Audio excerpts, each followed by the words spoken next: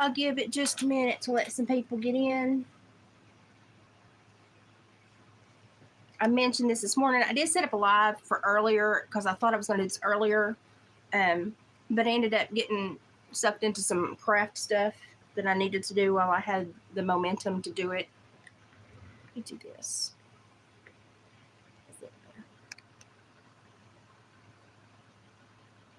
So what we're going to be covering today is Chapter 3. When everyone gets in here, we're going to be covering Chapter 3 in The Invisible Rainbow, A History of Electricity and Life by Arthur Furstenberg. Chapter 3, oh no, I've lost my bookmark. Chapter 3 was pretty good. Still a lot to compost, still just a lot of information to swallow in every chapter. And it's just like you're being bombarded in every chapter by information. And I mean, it's not, this is going to sound bad, it's not like a super enjoyable read. It is because you're learning stuff, but it's not a super enjoyable read because it is just so much information that you're trying to compost.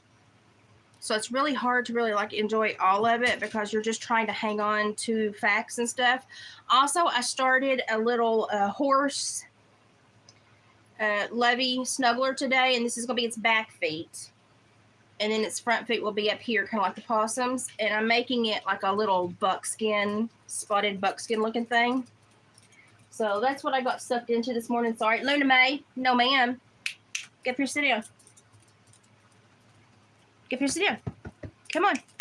No, you may not sit with me. No. Up here. Oh, Luna. Hang on. We got a needy dog in the house. So we're going to be going over Chapter 3. Oh, is it Luna May? She's being super needy. Yeah, don't lick me. She's being super needy today. I'm feeling better today. I did not feel well at all yesterday, and it may have been the heat. It may have been just my disorder wanting to have a day. I don't know. My hands, now I have dropped a lot of things today, which doesn't always happen to me. It happens normally when my disorder amps up, but I have dropped a lot of things today. And so that may be what my buddy was telling me was coming down the line. It is hotter than a spoon in a crack house today in East Tennessee. Luna May! Luna May! When I'm on, you may not get up and dig through the entire house. The rules still apply. You make Mama use her angry voice, and I will have to put you into an act of submission. Hey! Come here! Go up here, lay down. Yeah, you better come say you're sorry. Thank you. I appreciate that. So now you know why Superbuzz murders. I go from sweet to heifer in 5 seconds. It's so hot outside. We're just avoiding it. I got where I was going earlier today.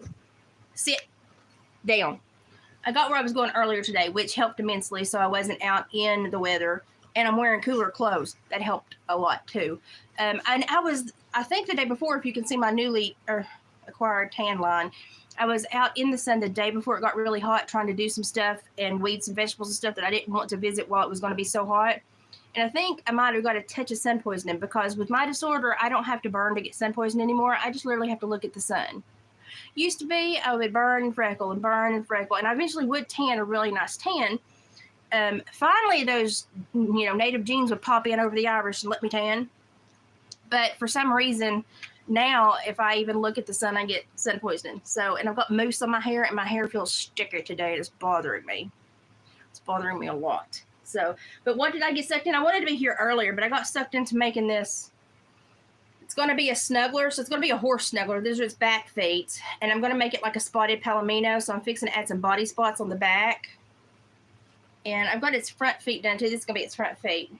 I'm doing a free form, make it as I go. We'll see when it ends up. I hope it looks like a horse when I get done. It may not. It may not. I'm not that great at it yet, so we're just going to see.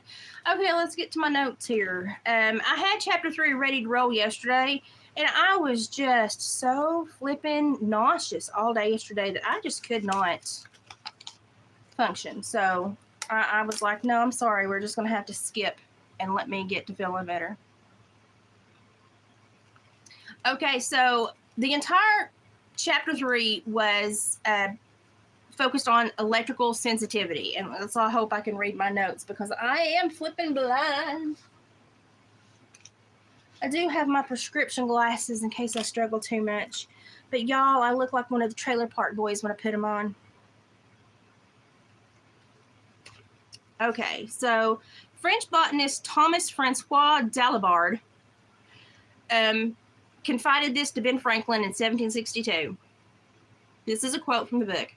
First, the different electrical shocks have strongly attacked my nervous system, that I am left with a convulsive tremor in my arm so that I can scarcely bring a glass to my mouth. And if I now were to touch one electrical spark, I would be unable to sign my own name for 4 hours. Another thing that I noticed is that it is almost impossible for me to seal a letter because the electricity of the Spanish wax. Oh, wait, hang on. I'm blurring lines. Because the electricity communicating itself to my arm increases my tremor. Now, he was, sorry, I jumped to my other notes. He was a botanist who was bringing a lot of Spain's continental influence and stuff like that to France, to Europe.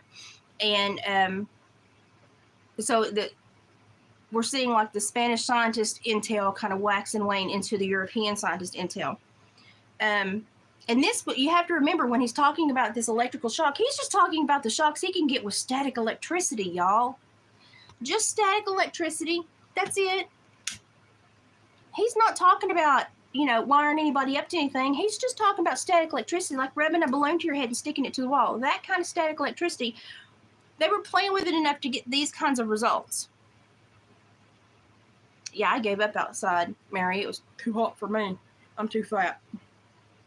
So Ben Franklin, now listen, that letter was in, 1762. Well, Ben Franklin also spoke of sensitivity to electricity. He wrote a book called Treatise of Electricity in 1752, and he spoke about the same issues with his hands, numbness, and stuff like that after doing all these experiments with basically static electricity.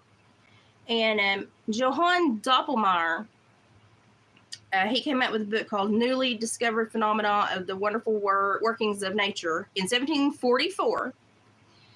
Johann Doppelmayr, he wrote this book about the wonderful workings of electricity in nature.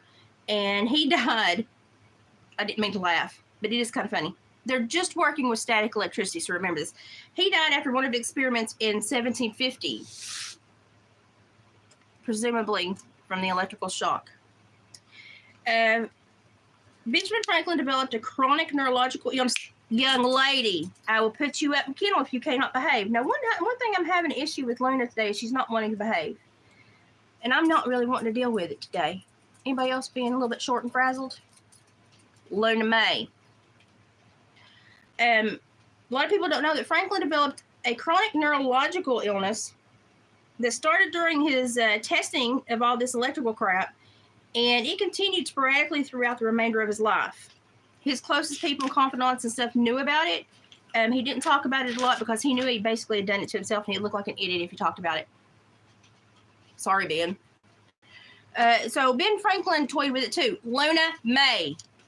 I'm going to have to put her up, y'all. She's not going to let me talk about it. Get your butt up there. We're not playing this. You got daddy, you got me whipped. You still got to learn rules. You know. Yeah. Act cute. Tell them. Say, I act real cute, but today I'm being a little turd. She's being a little turd today. She got turd status real early this morning. She's being a little turd. I love her to death, but today she's trying me. But she knows she's on the crap list right now. She's like, I wasn't supposed to do that. I've got a hutch over there that I've not put the doors on yet, and she likes to look and see what's been left there so that she can relocate it through the house like a toddler. Like a toddler. That's what she does, like a toddler. Can you not behave today?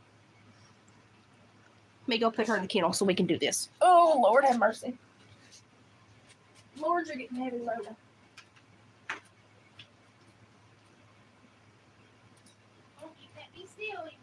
we do this.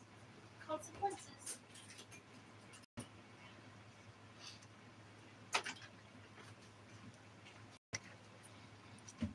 We just went out and played. We had a snack. She knows it's rest time, but she catches me busy and she's like, let's see what I can get into.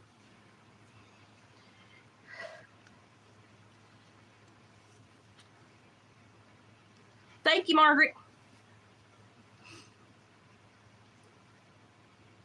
So it says here, my other note says, Ben Franklin, his illness was also accompanied by a humming noise and twinkling lights and symptoms of a violent cold. Why did I write that down? A humming noise, twinkling lights, and the symptoms of a violent cold. And we know from Ben Franklin's experimentation that he says these symptoms were created from his experimentation stage in life with just static electricity. And then we learned last chapter of all the different electricity that is in Mother Nature and now in our tech, and how bad it was back then, and presumably how much worse it must be today. So if Ben Franklin being subjected to too much electricity made him feel like he had a violent cold, that was really Southern, violent cold,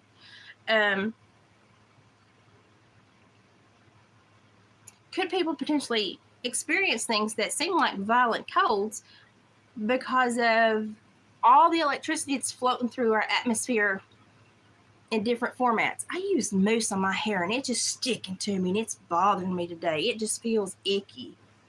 I use body oil too, can you tell? I look all shiny today. I wanted to not look dry with my little sunsuit on today, but I think I just look like I've been a pro wrestler fixing to go into the cage. Mary, exactly. It does, doesn't it?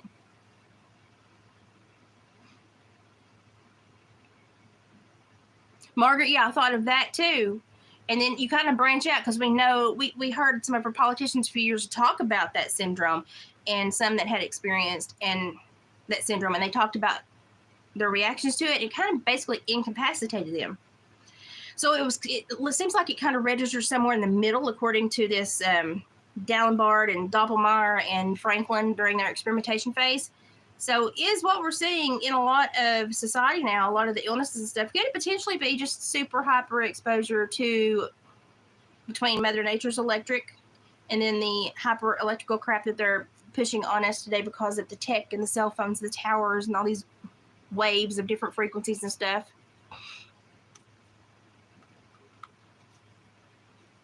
Well, and gripe had more of a, almost like a sick, you get sick of your stomach, but almost from like drainage. Does that make sense? And not all the scientists always experience that. Some of them did, but most of them did not. Now, some of them felt that their chests were heavy and they were not taking in deep breaths, but they didn't have like the full-blown syndrome like some of our politicians had. But it does kind of cover a lot of the bases with what we saw. You know, and if something is restricting your muscles, you're being exposed to it, and it slowly is killing your muscles, and it's working on your diaphragm muscles, then your lungs would be one of the first things to have an issue and not be able to clean out and clear out as effectively as they should. And remember, this is all from just static electricity. It's not from any of the voltages that we're playing with today. It's just from static electricity. Like, they did not have any kind of really big amplification system. The most amplification system they had was doing what they call the frog chain. And that was where they would create a line and amplify the current through multiple people. This is what my shop teacher did to us in freshman year of high school. He put us on a spark plug tester. He was weird. He only had 8 fingers, by the way, so I knew he wasn't, you know. Anyway, he put us on a spark plug tester and made us all link up. Well, guess who was the last person in the chain? And when I went to grab hands to join the chain, because you actually got a grade on this. So I was like, screw it. I'm just gonna have to do this. I grabbed a girl that had a boy's big class ring on her hand here. And I don't remember exactly like the moment of the sensation, but I remember it made my arm tingle, and I backed up and I backed into a metal table and heard a pop. Okay. I got an A, but it was not worth it. So as you are in the chain, the current gets larger, gets stronger. So I was the last person in the chain, so I was getting the double dose.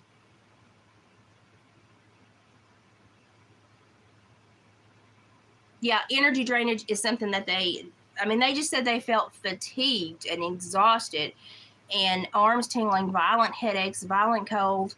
Some of them said that their chest began to feel tight, and if weighed upon, it could have been the heart, or over time, it could have been the muscles responding. At least they did write this stuff down and didn't hide it like some of the doctors and things are prone to do these days. So, researchers at this time began to see nuances of organ damage and organ sensitivity, correlating with the severity of the shocks that they were experimenting with. And remember, still, it's just static electricity. We're not hyper big voltage or anything. In 77.6, researcher, oh my God, his name was, it starts with an M, but it was weird. It's like Modowit or something like that. He proposed that if the communication between the brain, spinal cord, and different parts of the body were nerves, and that electricity was causing pain all over the body, that the electricity must affect the nerves, the nervous system. So those who experience the nerve illness, he said, are now more affected than others. They have a sensitivity created to this electricity. He was onto something there, which again is why those people wanted to put pins in me and fricassee me I know another June bug in this house. How do I do this every time? Oh no, that's a wasp. Oh, it's a dirt dauber.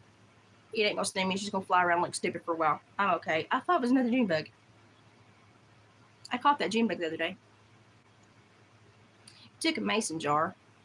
It took a mason jar and a sucky vacuum, but I caught it and got it outside. But I'm not going to put the dirt dauber back outside. We got plenty of them. I'm sure we'll kill it in a minute.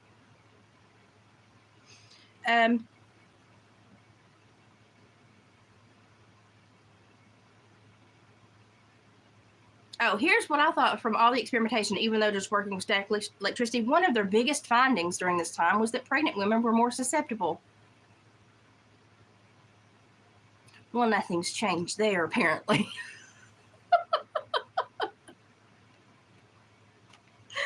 Oh, my goodness. I don't know why they look at pregnant women and go, we have to experiment on you. It's like, leave us alone when we're creating life, y'all. Leave us alone. Then we go back to, you remember Nole and Humboldt from the previous chapter? It was Nole that found out that pregnant women were more susceptible. And then Humboldt said that he noticed living matter responded differently than dead matter. You don't say.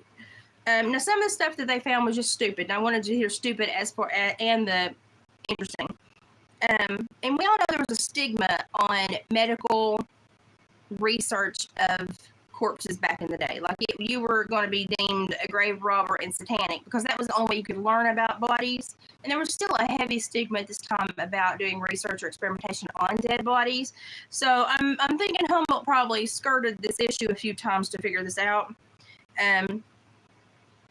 But he also apparently tested a bunch of people and was the first ones to say that all in all, in society, of all the people he had tested, which apparently was a great number, that some seemed resilient, while others seemed to be very, very, very, very affected by the shock. And it said the average hang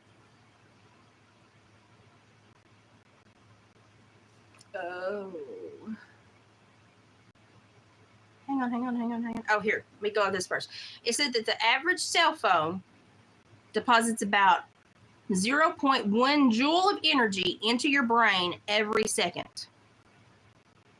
So that's, multiple hundred over an hour. A joule is just a international unit of electricity. And joules can accumulate and spread upon contact on computer screens, laptops, phones, tech devices. Almost anything that has any kind of electrical running through it has joules that will jump to you as soon as you have contact. They use your body to disperse these. So you touch it, and everything goes through you. That's why they say don't sleep with your phone near you and all this stuff. A lot of teenagers put their phones in the bed with them, so it's at their fingertips. Don't put your phone in the bed. Don't have it near you. Try to remove electrical devices from your bed. I guess that's why they say all this.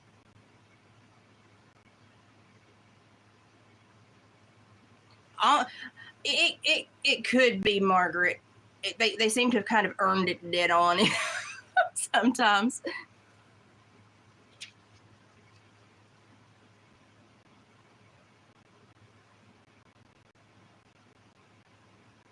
Yeah, there is where we used to have a broiler house that we did for a family. The man got really old, passed away, and we had others up the road from my grandpa. So Dad said, "Well, we'll just take on yours as well." We shared across the chicken house, basically. It happens all the time in the South with these big broiler house people that then get old and want to keep their broiler houses going. And so we took care of his chicken house along with our chicken houses.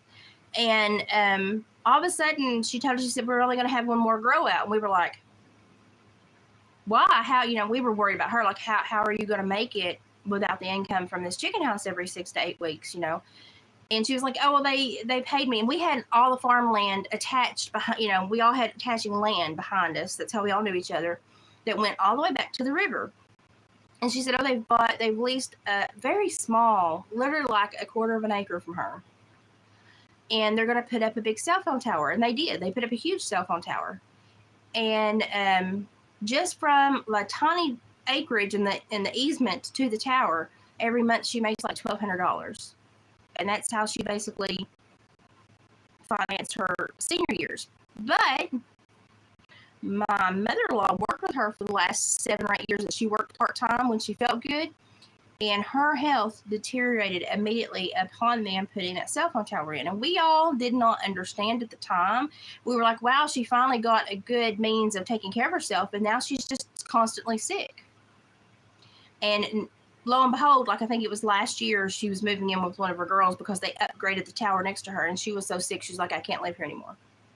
And I don't know if she's fully said it's that, but I think in her mind, she knows she has to get away from the property now, which is really sad. It's a beautiful piece of land, and I feel like they just killed it.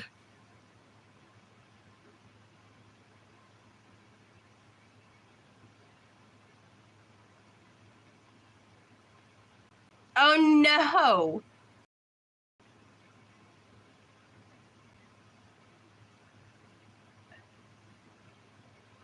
Yeah, she had a big price to that, and I don't think she understood it. And of course, when they started all this YouTube, don't make me lag. When they started putting these things up everywhere, people were not prepared. We didn't have all the information, I don't believe. And so we were not prepared to make informed decisions or really give informed consent to make contract decisions about these things being on our property. I've got a piece of hair going in my face. It's driving me nuts. There we go.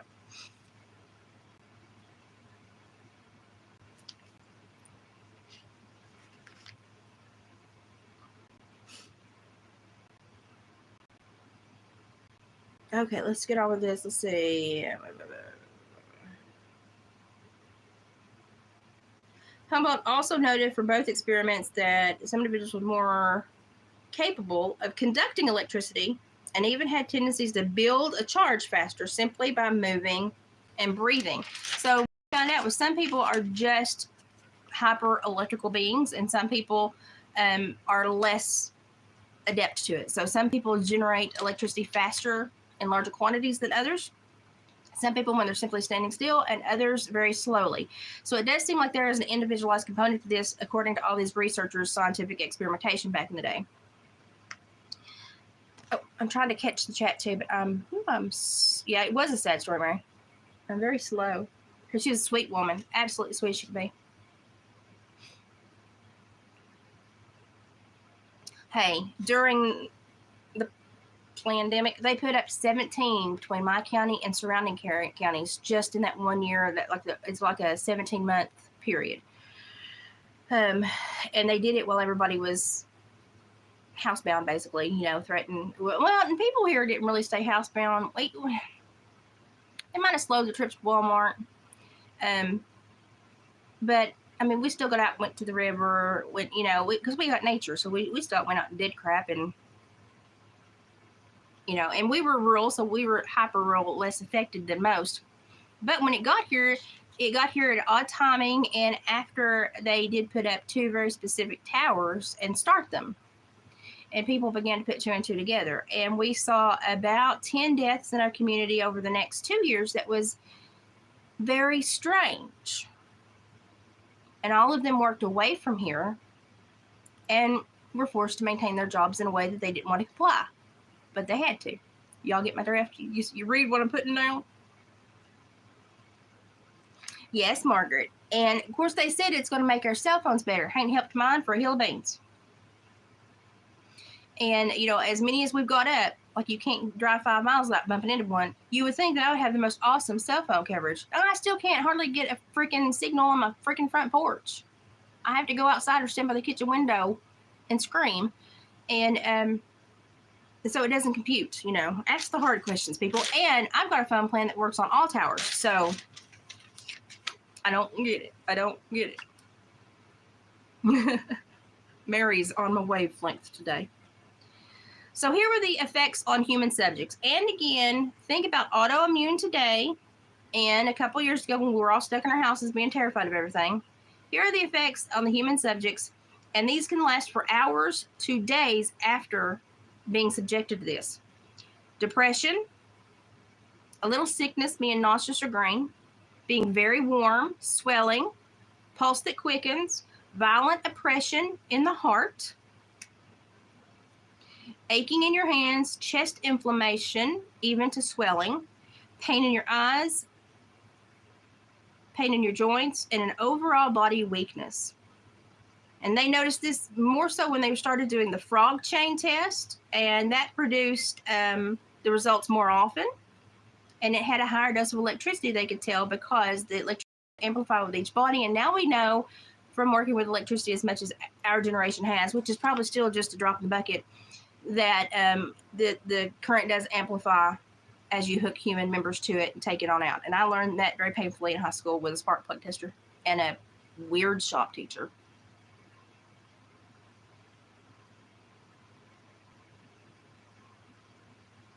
Just this googly sketch.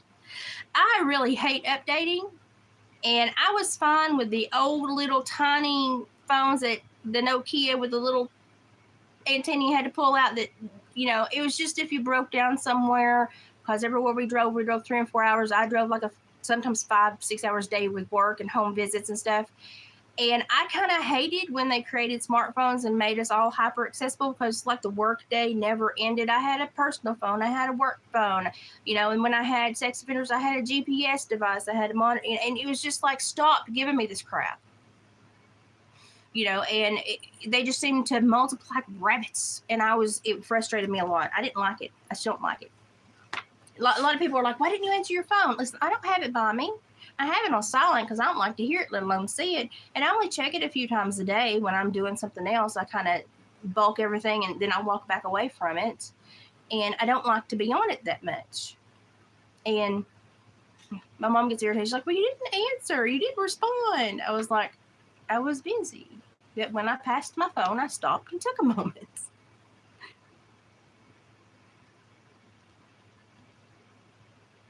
Oh, Sherry, you go right ahead. You're fine. I'm just glad you're listening and learning about this book.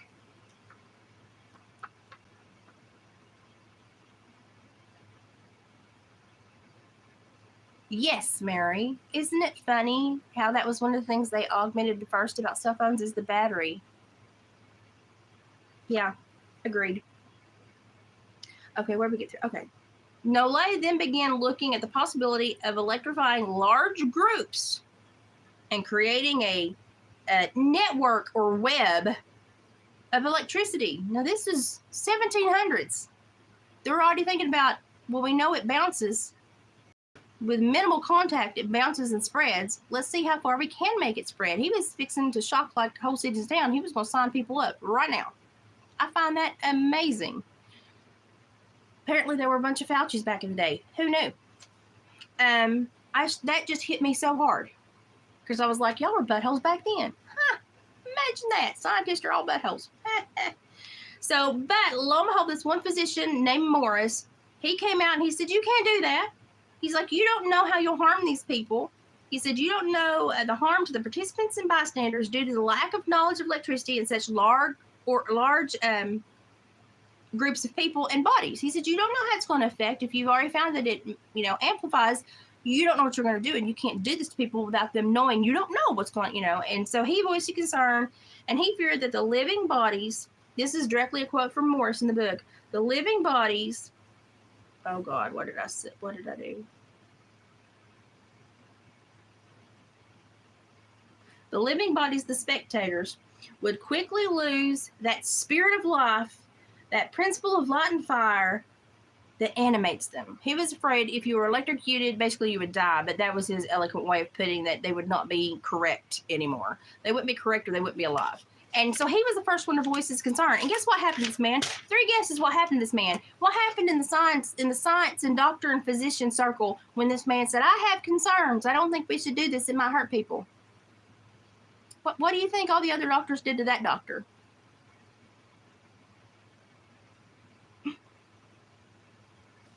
I'm sure somebody get it. Look, I've been drinking ocean water. My straw's blue.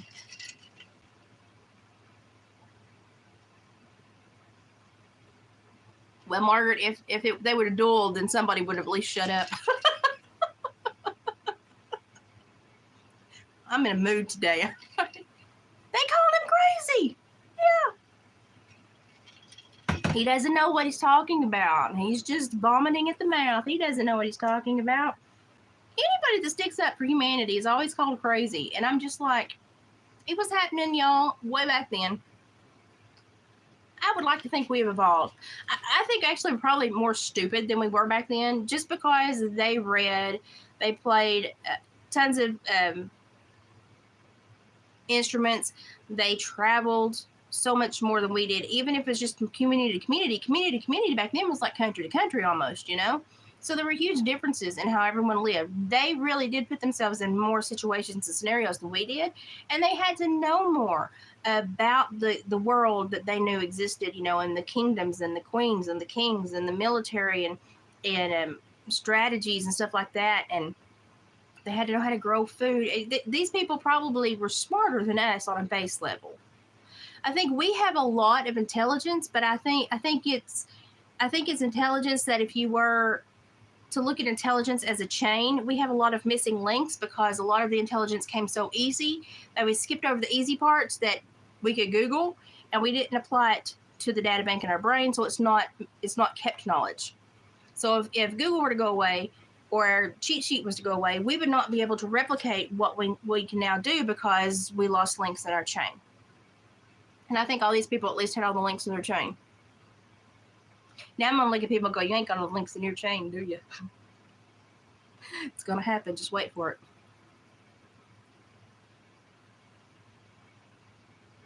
Plausible deniability. It was alive in the 1700s. Okay, so Morris was not popular after that, as we can all agree. He was ridiculed, even though he had valid concerns. And then in 1881, George Beard and Alfonso Rockwell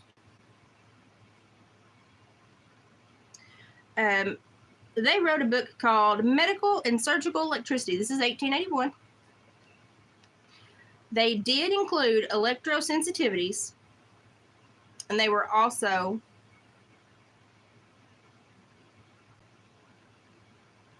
more heavily discussing like the sensitivities, susceptibility, and they, interestingly enough, noted a huge curiosity about those who appeared indifferent to electricity, so those that didn't even react to it. So we know it's hyper individualized, and that some people come with the ability to be less sensitive to the electrical stimuli in nature and in day-to-day static.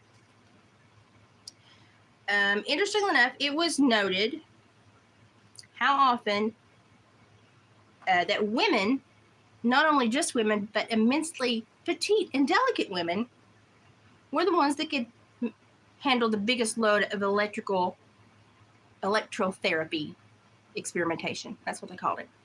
So not only that, but they noticed that in the range of all the people, they noticed that very small, petite women normally could handle much more electricity than big, strong, boastful men.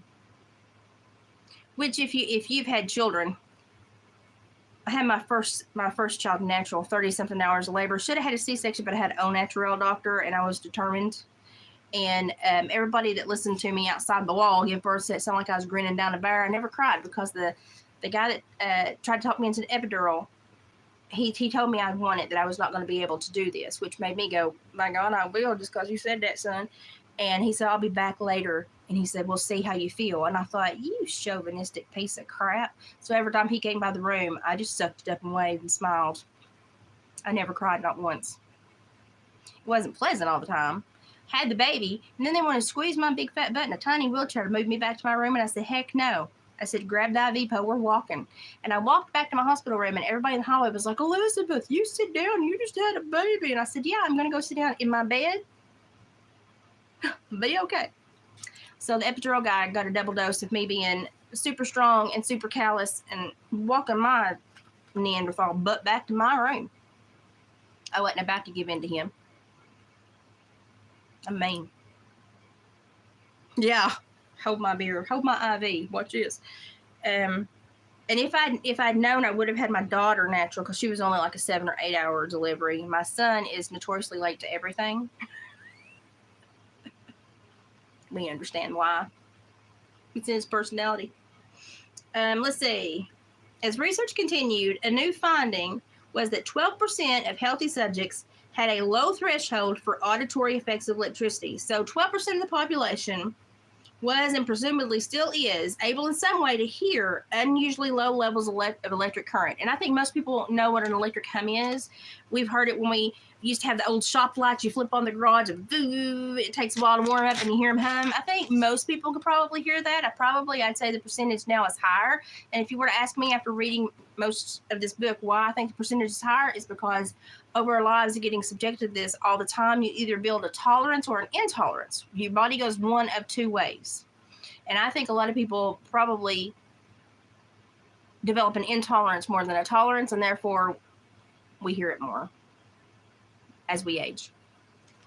That's my belief after reading some of this book. So let's see. The study of human sensitivity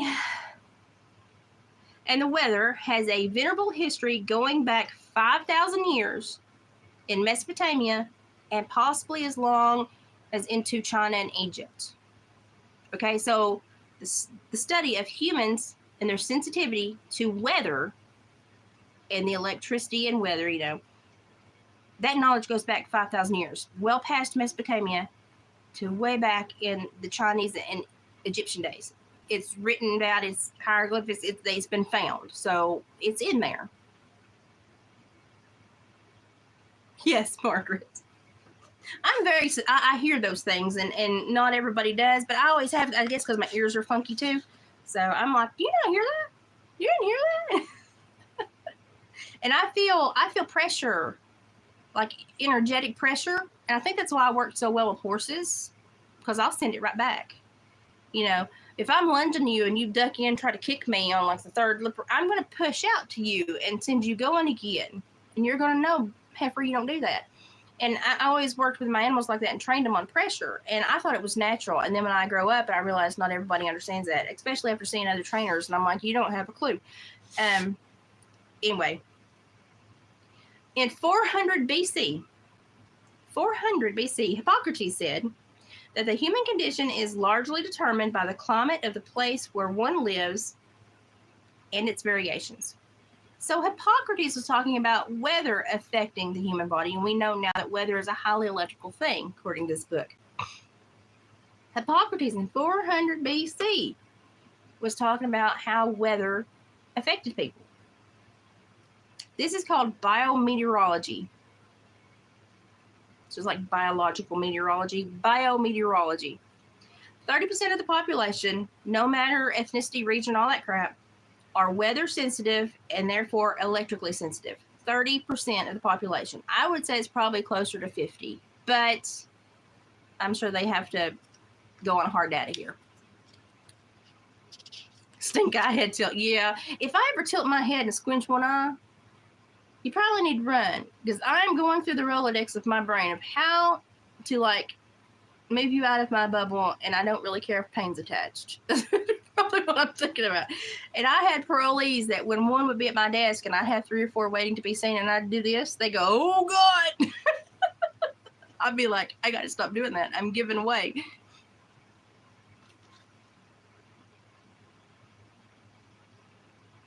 Mary, I've heard that as well. And I believe that horses are probably more electrical, more of that energy. And here's why.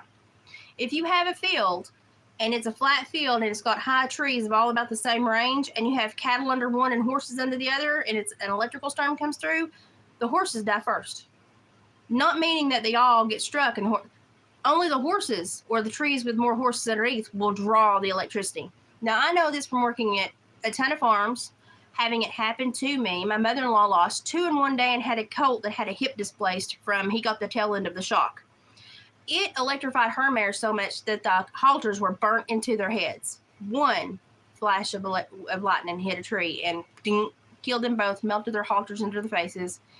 And one of the colts got struck so hard that it blew his hip out. And he did heal, though. He did heal. He was pretty. He's a little palomino. I've noticed this repeatedly because when I worked my way through college, I worked in the Valley or in Middle Tennessee. I'd either worked in the Eastern Valley or in the Middle Tennessee Valley at a lot of farms. It's flat land down there compared to up here on the hilltop. And I would notice that, you know, a lot of these farms would have a mixed bag of animals. And if a storm came through, I would always go for the horses before the cattle. Number one, normally they're more expensive animals for the farmer, you know, they're especially the ones I worked with. Number two, I always saw horses get electrocuted first from the, you know, the lightning would strike them first. And, you know, animals don't really know. They just know to go seek shelter. They don't understand they're under a lightning rod. And they certainly don't understand probably that they have a pull to the lightning. But I would always go after the horses first and leave the cattle for last, you know. And a lot of these cattle, I'm not talking about short cows. I'm talking about Charolais and Beefmasters and Standard Retrudis. So these are tall cattle, bigger than horses in many ways. But it seemed like the horses would get shocked first. It just, lightning. It doesn't like equine.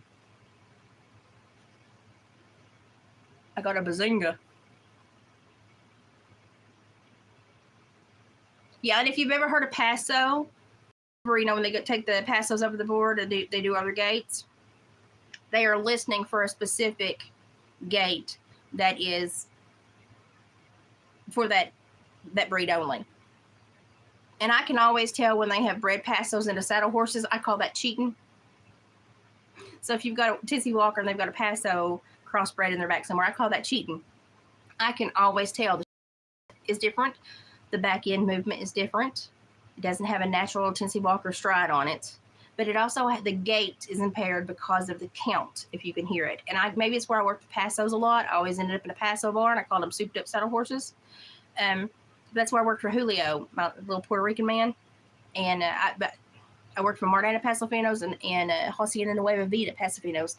And I pick up on crap like that. I don't know how people don't. Andalusians, oh my gosh, the first time I rode an Andalusian, he was white. And he came off the shipping trailer. And they told me to take him out in the arena and just to ground work him and let him stretch his legs and stuff, work him out. He was so big and so pretty. I was in love. Like first gaze, I was in love. But you could tell he was a spicy little booger, you know. And we had a girl trainer there, and I didn't like her because all I knew she did was sleep with all the farm hands. Caused me grief. Her name was Charlesy. Charlesy said, well, let's just hack him up, and I'll just ride him right now. So I went and tacked him up. Hunt seat. She wanted to do it hunt seat. granted, that's what they look best in. So we tacked him up hunt seat. Chelsea went put on her little tight breeches and her little tight boots so she could walk through the barn and wink at all the farm hands. And I'd look at the boys and be like, stop it. I was the head stable boy. So I saddled him up. And I felt the vibe off this horse. I thought, oh, Charlie's gonna get it, you know. And the horse liked me. Like we were vibing. I was like, just, you know, go ahead and wallop her one, son. You know, you just got here. Nobody knows you from Adam. You can have one day out. Just go ahead. Whatever you got, let Charles have it. And I tacked him up, took him out there, and I said, maybe you ought to do a little bit more groundwork with him. She goes, I know I can handle this, Elizabeth. Okay. You want to fall from 16-something hands, you go right ahead. I boosted her up there, and I just walked away, and I thought, you know, this is a $250,000 horse. They got flown in and shipped. So it got flown into Nashville and then shipped onto us. I think he came from Utah or somewhere. I don't know. He came from out west. And beautiful. Like mane down to, I mean, past his shoulder, tail. We unbraided everything and took a look at him. He was just gorgeous. Just gorgeous. And he had the mane that you didn't brush. You finger brushed. And you don't touch it with a brush at all. You finger comb it and then you braid it back. You don't ever brush it because you'll break the hair. And you want it to grow as long as it can. And she took a couple rounds. And I saw his little back end go, woohoo, woohoo. And I thought, I said, Charlesy, we might want to bring him down and lunge line him. And she goes, I've got it. And I looked at the owner of the farm. I said, her funeral. I just sat down. I watched the show. I don't care. And the owner of the farm, Marty, she looked at me and she goes, do you think he may be a little too much? I said, I just think he's juiced today. I said, don't know where he is. For the new mares, I said, he was a proud cut gelding. I said, he hung on to him just long enough to be a turd. And I said, he might show it today because he thinks he's got an audience. I said, I'd give him a couple of days and work him down a little bit. And about that time, Charlesy passed and she stopped and to turn and go the other way. She goes, I'm fine. And I said, hey, I said, but we've got shows in 2 weeks and we can't have you hurt. And I don't know if the horse heard me, but about that time, he went hyperballistic. And I know I had a grin on my face. I know I did. But I think she might have lasted 2 crow hops. And just the force that this horse could move with. And I knew it was coming. I felt it. It was very much like, you know, rubbing a balloon and then holding it close to you and feeling it. That's what tacking him up felt like. I thought, oh, he's juicy. That's what I called him. He's juicy today. And we didn't even wait for her to hit the ground. Marty looked at me. She said, how'd you know that was going to happen? I said, I read him. I said, do you not feel? And she goes, no. She goes, no. And he kept running. He came back to the arena and back to where we were and put his head down in front of me. And Marty goes, well, I guess he likes you. And I said, well, I guess he figures if I put the saddle on, I know how to take it off. And Marty goes, would you care to ride him? I said, well, I don't care. And about that time, Charlesy came over. She goes, I'm fine, by the way. And I said, yeah, well, 110 pounds bounces. You're fine. And she goes, yeah, Elizabeth, you ride him. And she goes, of course, you'll have to take him in and put a Western saddle on him. And I said, oh, no, I won't. And she was like, well, you don't ride. And I said, honey, I rode bareback most of my life. I said, because I was raised with a brother who was older than me. And I said, we normally had 1 or 2 ponies or a couple of horses. I never got the saddle. I got to ride bareback. I said, I'm fine. I'll ride in your little dinky little hunt seat saddle. And I walked him out to the middle of the arena. And I was short. Like I'm like 5'4" on a good day, y'all. And he was 16 plus hands tall. He was huge. And I said, I'm not going to climb the fence or alley-oop. I said, I'm going to go to the mountain block. And she goes, well, I don't think you'll stand next to it. He parallel parked right up to it. I was talking to him, going to listen here. You know, I don't really care what you do to her, but I'm the person that feeds you and is going to have to groom you and take care of you and maintain you. And if you hurt me, it's going to be reciprocated over the next several months when you least expect it. So let's get along, okay? I just had a little talk with him. And felt real good about him. Jumped on. We did a couple rounds. I got him to one of those extended trots where and a lot of the dressage cues are very close to Western cues. Kind of fumble a bit till you figure out the push buttons, and then you can kind of make them side pass and do all those funky things. So I got him doing an extended trot where they stick that foot out and drop it down. And I passed him. Marty goes, "Oh, how'd you do that?" And I said, "I don't know." I said, "I just asked for in between a trot and a lope." I said, "I figured he must have another gear," you know. And I got him into that pretty extended trot. He pulled that head back, and he was feeling good. And he was pretty, and he was showing off, and he knew then he was working. I thought, okay, he's in work mode. We're good now. You see draft horses do that. They have a moment, and then they go into work mode, and you can kind of feel it when they set into it. They're in work mode. And when he gave me that signal, I thought, okay, well, we're going to play now. And I took him around. I got him a side pass. We went left. We went right. We stopped. We did a spin, a pirouette. It's called a pirouette for all you fruity people that like dressage. And I looked at Marty and I said, "You want me to take him on out?" And she goes, "Yeah, move him out a little bit." And I said, "Okay." And I took him into a nice little, medium lope, enough energy to make him tired, but not a full-on run. And Marty said, "My God, he's pretty." I said, "It's like riding a cotton ball." I said, "You can't feel him move." And it was just so nice. I mean, he was just in the hair flapping around you. It was just a dream. I was in a dream. I was in my, I don't know. I was lost. He was just beautiful. I rode him a few times because Charlie was scared of him after that. He was glorious. And all I could think of was I look like those people on those, European old history medieval shows where they're fighting and they've got the big trained horse underneath, because he was gorgeous. And what I didn't tell Marty was, when I did exercise him, lots of times I would take him out. We had a bigger arena out back. That was like the company arena out front where you showed off the horses you wanted to show off, but the really big work arena was around back. And that was where you did the hard work with the horses you didn't really want to show off until you got a push button.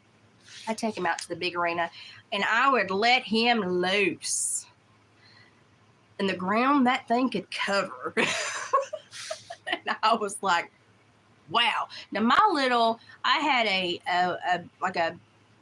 almost looked like a Korab, but he was like Morgan and Walker cross, but he would boot, scoot, and go. And he was run on barrels a lot. He was short and powerful and had a big hip, and he could fly, but there was no quarter horse in him. He had a lot of Spanish horse in him. And had just a little bit of pony in him too. But the first 3 pumps when he was getting it would almost leave you behind. But this big thing was so lanky that you could feel it revving its motor, so you had time to hang on. I loved riding him. He was awesome. It was kind of easier than riding my little horse that I barrel raced and did stuff on, pole winded on stuff. He was easy to ride. It was fun. He was fun. But I really think that we were reading each other's energy that day, and that for whatever reason, Charlesie didn't make the cut, and she didn't pick up on what he was putting out, which was, I'm going to put on a show because I've got new people looking at me. And hey, people do the same thing. Oh, he was the best little trail horse. I rode him for 5 years-ish on the trails that I cut for that big. If you look up at East Fork Stables, I cut their base trails when I was 13, 14, 15. I hunted the land next door, so I knew all the land to the river. And they were like, "Well, we don't want you to get lost." Well, if I go this way, I'm going to hit a gorge. If I go that way, I'm going to hit bluffs in the river. If I go that way, I'm going to hit the land I deer hunt. I think I'm okay. Never got lost. Grown people got lost back there. Never got lost. But I'd also ginsenged around it and everything. I knew where I was. But anyway, I think I was picking up on what he was, the energy. I think that was an energy swap. And I think you can feel that on animals. I felt it a lot. I feel it on people. I felt it on the parolees that I supervised. I've done it my whole life. Maybe I'm one of the sensitive ones. I don't know. Maybe that's why I've been a person that had severe migraines my entire life. Maybe that's why I was more susceptible to this nerve disorder after I got attacked with the axe. Lots of things are bouncing around my head now about this.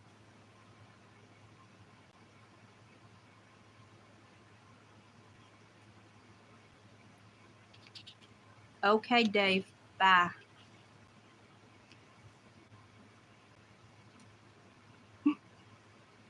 Hasta luego. Thanks for sharing. Let's see. So they thought that maybe 30% of the population. I think it's more, but I've also worked with people, with animals, with people that are around animals, probably a more sensitive group. That's what I would have to say. I probably work with a more sensitive group. And so maybe that's why I think the population is higher, because I've been ultra condensed in this type of person, this type of environment. Maybe that's why I think that is. Now, what they don't tell you is that later in life, around the 70s, when they were starting to create cell phone signals and stuff like that, there's a lot of concern that was written in a lot of scientific papers about cell phones and the electrical signals being that close to people and their heads. They wrote about it in 72 in, they had an international symposium held in, where was it? Where was it held? I think it was Switzerland. Maybe in Paris. I can't remember. In 1972, they had a symposium, and it was on biological effects of natural electric, magnetic, and electromagnetic fields. And in 85, magazines began writing about the effects of air ions and atmospheric electricity. So as they got deeper into the cell phone phase, more of these scientists were starting to revert back to a lot of the old knowledge that was gleaned and going back to the curiosities of how is this going to affect this large group of people that may be hypersensitive. We know that sensitivities are there based on, really old data. So I think they were right to be concerned. As we know now, it does affect us.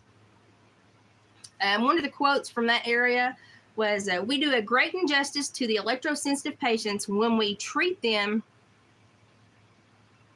as psychiatric patients. So he was saying that even back in the 1700s, when they were doing these experimentations with electricity, when they would harm someone or they would seem off kilter after these experiments, he was saying that it was poor decorum of the doctors to then treat them crazy. And also the groups of people that did show a sensitivity to weather and stuff like that, they said we don't need to treat them like they're crazy either. Obviously, we've touched base on this. We know it's true, and to whatever realm certain people feel it, we need to bring that information in and absorb it because we know it does exist. We don't know at what levels everywhere, but we should collect all the data and not call anyone crazy. But they were already starting to say hypersensitive people were a little woohoo, woohoo. And then they would label the people that, like if they did an experiment and somebody was really altered, they'd be like, oh, well, he was predisposed because he was just a little crazy. So it just took him over the edge. I thought that was kind of rude, but I think most scientists are rude.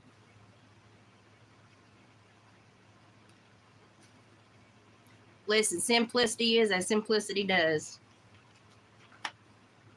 He's driving miles, doing what he does best.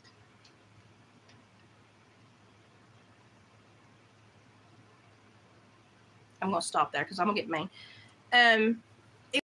That these patients reacted by serotonin release to the ions and atmospheres, which naturally arrive with the spread of electricity. And right before rain, these same ions buzz around and then are flushed down with the rain. It's kind of what causes the rain. So if you ever wonder what's going on when everything's swirling, it is an electrical charge up there.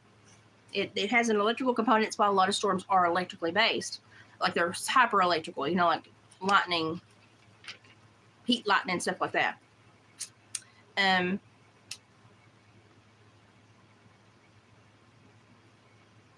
And so when these ions are released and they come down as rain, it causes our bodies naturally to release serotonin.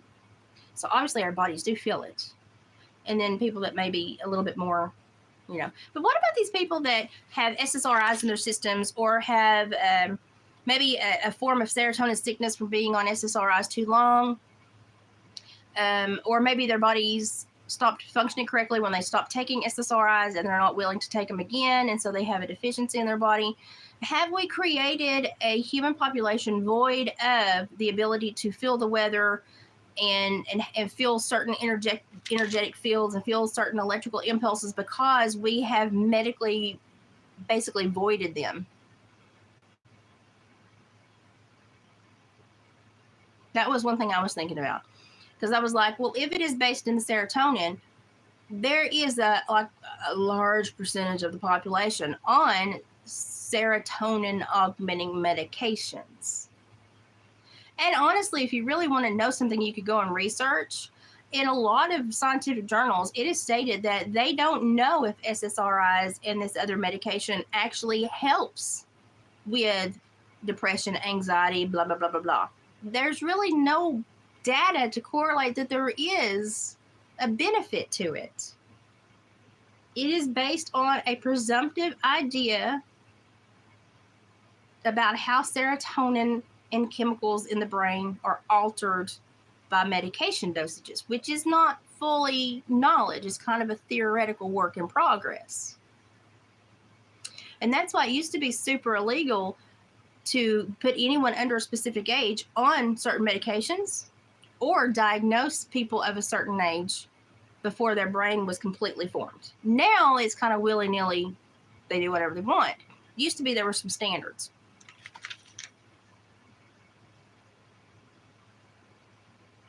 Mary, that one surprised me at all.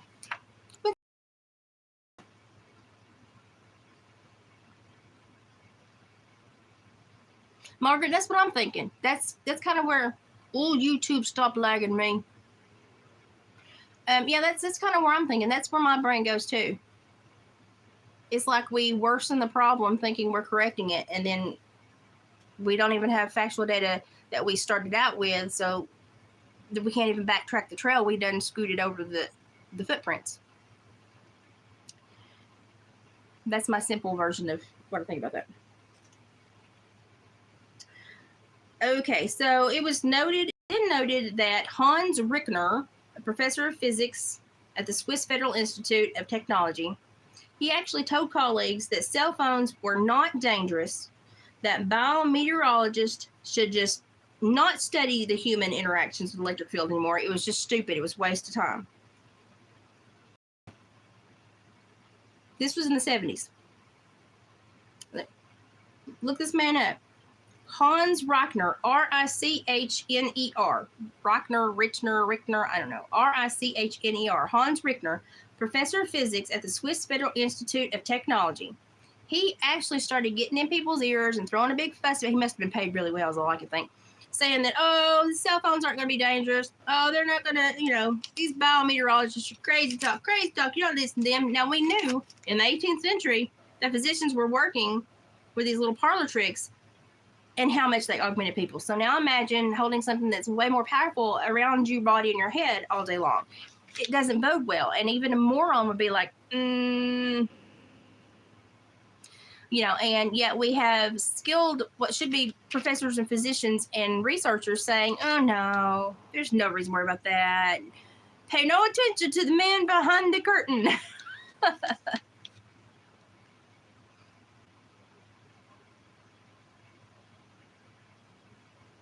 Margaret, it actually is for everyone with the way it really works.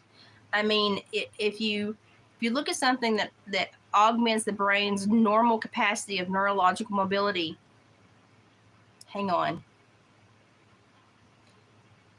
If you look at the brain and its roadways, and if you put in a medicine you want to reduce those roadways, then it would be a neurological deficit by my standard. I had to stop because I was fixing to go into psych babble.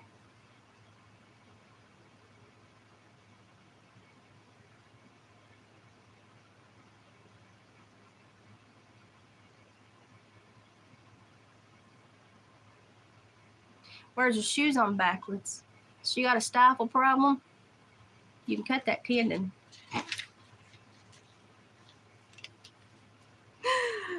Lord have mercy. I'm going to be a turd today. Okay, so this falsehood was called out by the Ontario professors. Now look how far Canada has fallen. This was called out by Ontario professors, specifically Michael Persinger, and he stated that the scientific method has been abandoned. And I agree with him.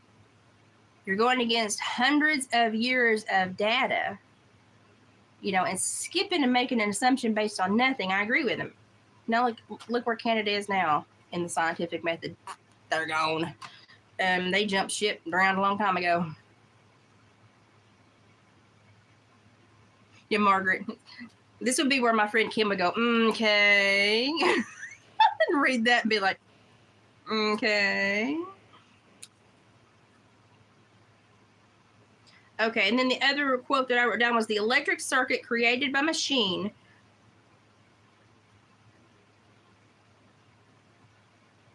was a, what was it? Oh, the electric circuit created by machines was a masochism of the grand circuit created by the heavens and the earth.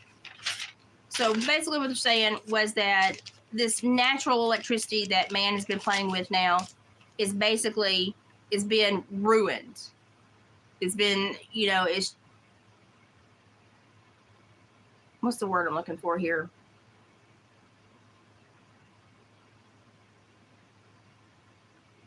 It's been turned into a monster by humanity and what they're trying to do with these cell phones and everything, and that we need to get back to the natural component because, that's what is natural.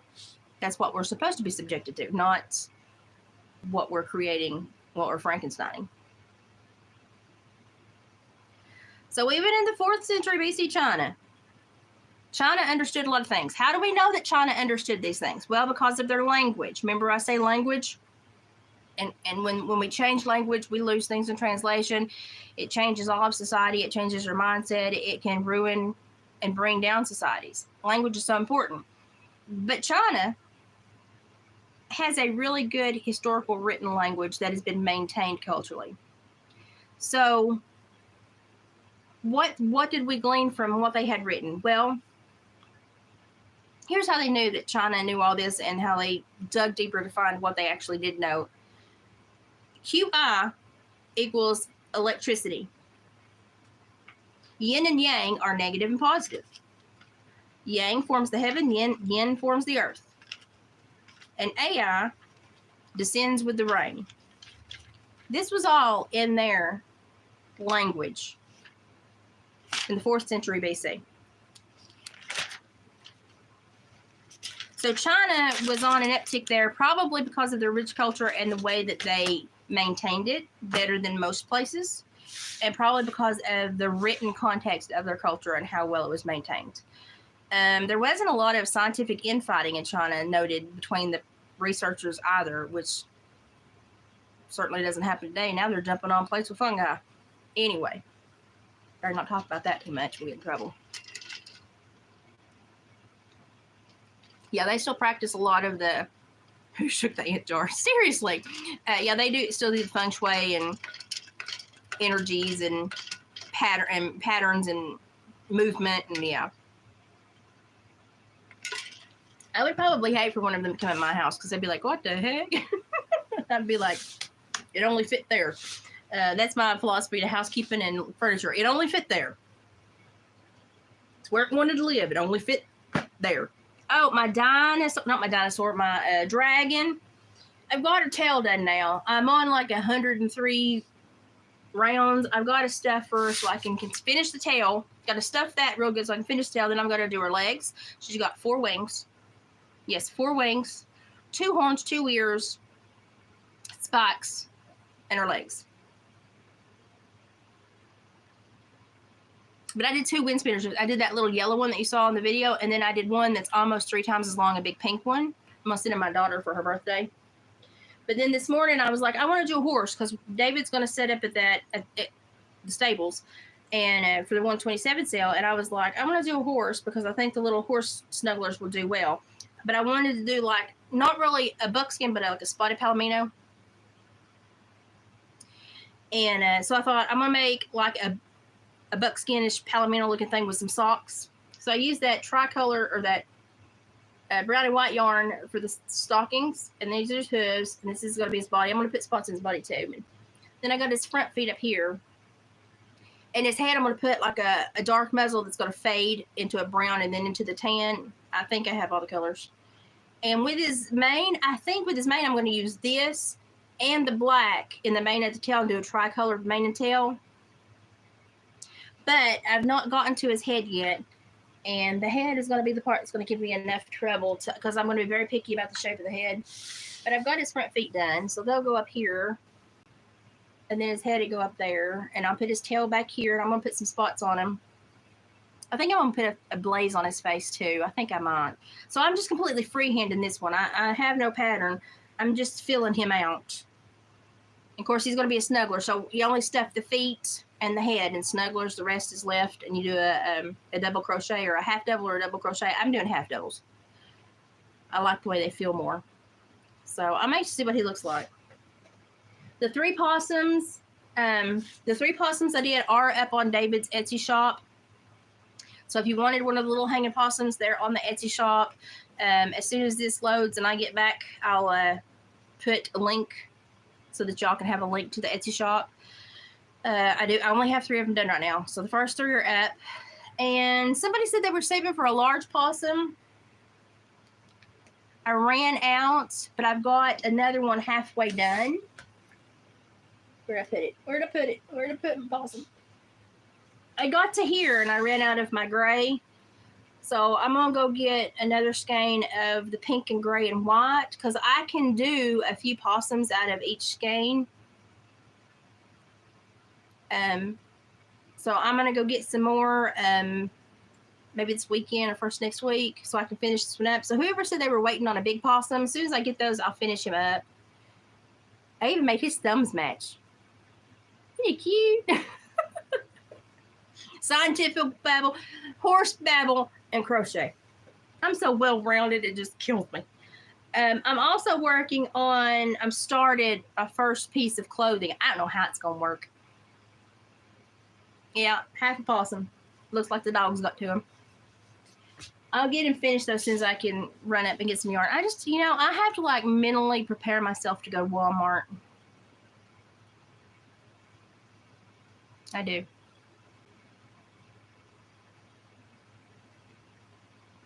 Red velvet frequencies. Oh, y'all are cracking me up. It does take some patience, but I got twin grandbabies, and my daughter likes the crochet stuff, and rather than paying an arm and leg, I thought, I can make that. I did granny squares back in the day, and so I picked it up, and I've not set it down. Y'all know as soon as I started crocheting again, it just became part of me.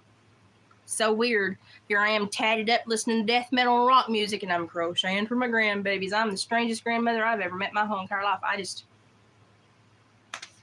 Sometimes I shock myself. Oh, and for y'all who've never seen my back, it says one joy scatters 100 griefs. One joy scatters 100 griefs. So if you've got one thing to be positive about, you can literally combat the entire universe.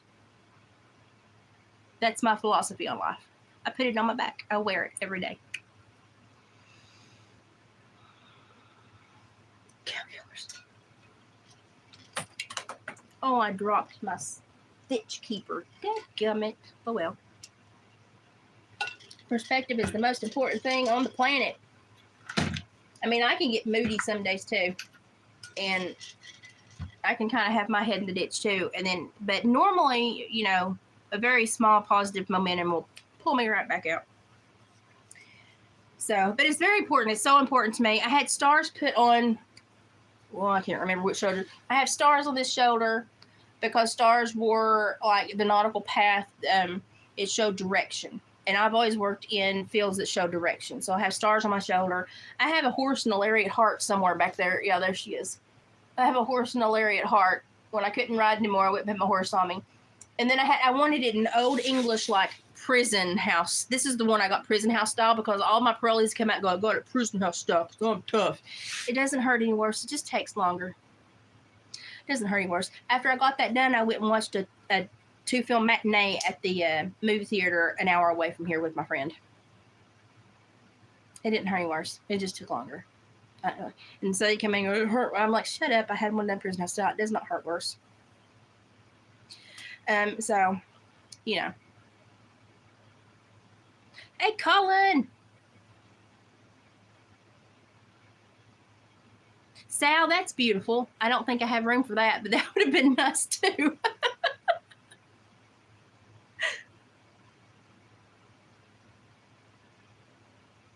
Oh, that's cute, Margaret.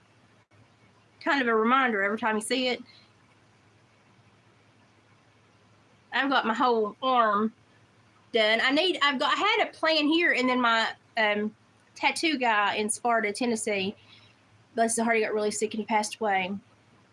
And everybody thought he was, he looked evil, but he was the sweetest man on the face of the earth. He was the sweetest man. And when I would go get my tattoos, he would literally close down the shop, but for me, and I would bring the kids because he played guitar and he did like Zoom practice with bands, and he was doing a Zoom practice with this band that my son knew. And so we all went down there and I got my tattoo that day. And my son got to watch him go through a practice session with the band. And he was just a really great guy. But he passed away. He left like 8 organs to other people. He left everything he could, and 8 of them successfully went to other people. So he basically helped 8 people.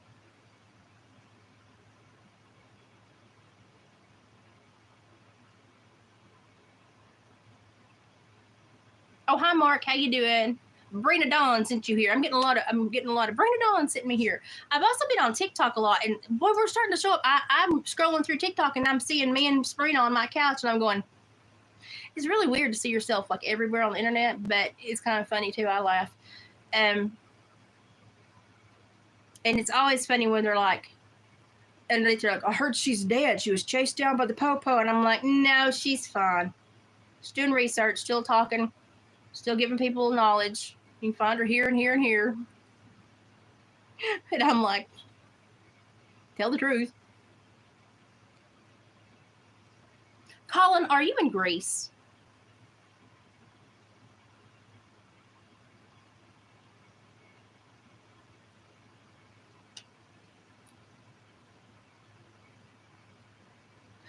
My cousin. I called him my uncle because he's really close. My cousin, I called him my uncle. He owned the skating rink here in town, which has been shut down for a long, long time now. And his daughter was the same age as me. That's how we were so close. And so every Saturday we would get dropped off and we go to the skating rink.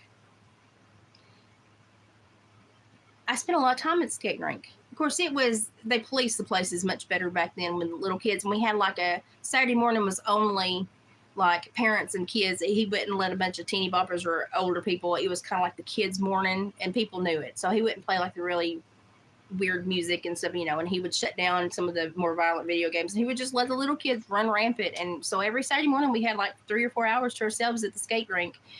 And I loved it. And I'm wondering why we don't enjoy things like that anymore. And maybe it's just where I think we've done it to ourselves. I think we think that fun is not fun anymore. Like you just can't impromptu have fun. You have to plan it out, almost like a reel or a video you're filming. You have to plan it out. And I very rarely plan anything out. If it doesn't strike me as, something that needs to be done in the moment, I'm probably not going to do it unless it's super important. But I'm kind of more of the, what am I feeling now and what do I share now? I don't really like to plan. And I certainly am not going to like clean part of my house and build a backdrop and, specifically, no. I'm living real life. I've got a polyfill right here beside me that I've been stuffing crochet with. And I think that we have kind of killed that part of our brain that is the creativity, that is the real life, is real creativity and real fun and real emotions, and the moment is magical. I think we've killed that with this reels and shorts and making everything seem like it's planned out, programmed out, managed. I think we've killed it.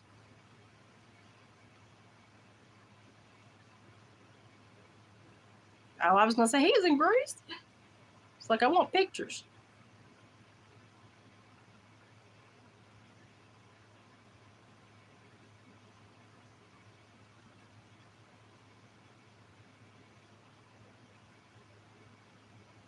I think that's why people long for the 80s. I love what y'all are talking about.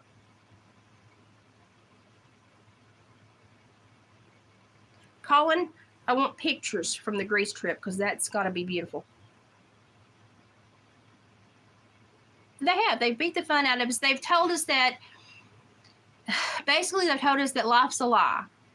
The people and very few creators will tell you the truth. Most of the creators want you to think they live in a perfectly clean home and everything they do is perfect. And like that woman that makes everything from scratch, takes 5 hours. Your toddlers are not going to wait 5 hours for you to make nothing from scratch, you heifer. Tell the truth.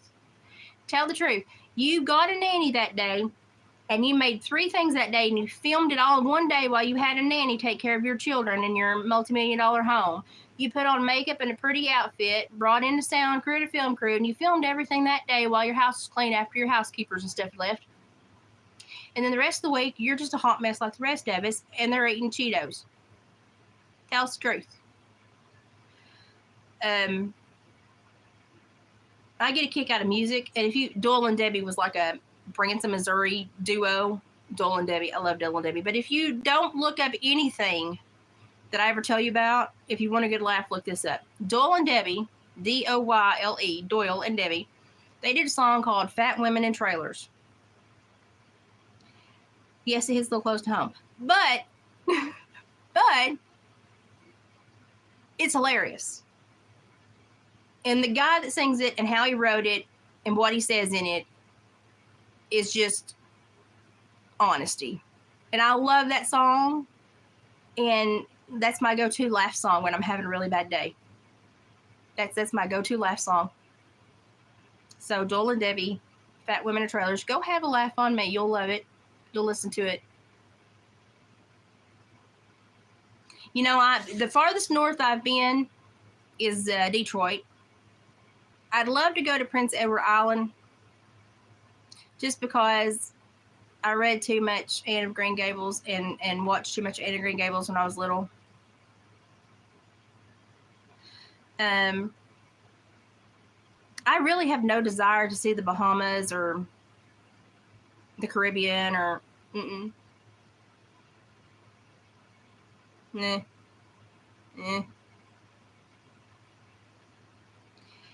I would love, if I could like teleport anywhere, it'd probably be Montana.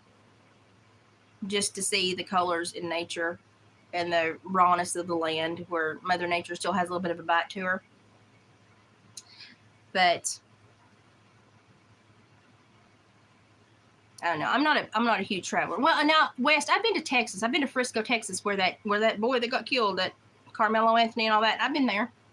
Terribly flat. Wasn't impressed. That's where I went and visited my friend that lived in a gated community. That was, bless her heart. I miss her. I love that woman, but Lord, when she hit COVID, she just came apart. You want to talk about someone had to come apart? She had to come apart in multiple pieces. I just couldn't deal with it anymore. I was just sorry. But I don't know. It didn't feel like it had a soul. It was nothing but pavement and buildings and people milling around. And there wasn't really anything natural to look at. Even the lakes in their gated community were man-made with fountains in the middle. And everybody's backyard was insect-free because they all had these big systems that sucked them in and killed them. And you had to empty them every 2 days. And I don't know, it just felt very manufactured. Now it was nice. I mean, it looked pretty, but it just felt very manufactured, very hollow. Like I would have much more chosen swatting mosquitoes sitting beside a bubbling creek, you know, looking for crawdads, as opposed to sitting on a manicured lake with no bugs. I don't know, it just felt weird to me. It just felt weird.